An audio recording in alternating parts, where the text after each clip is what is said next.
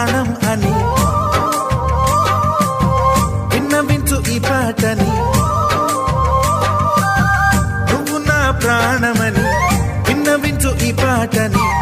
ఎక్కడో దూరానున్నా చుక్కలే విన్నా గాని కదిలించలేదా కాస్త కూడా నీ మనసుని.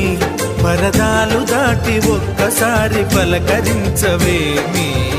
అందరినీ ఇలా వెంటపడి అడగాల సరదాగా నువ్వే ఎదురైతే సరిపోదా. నిద్రపోతున్న రాత్రి నడిగా గుడికి చేరిన గువ్వల నడిగా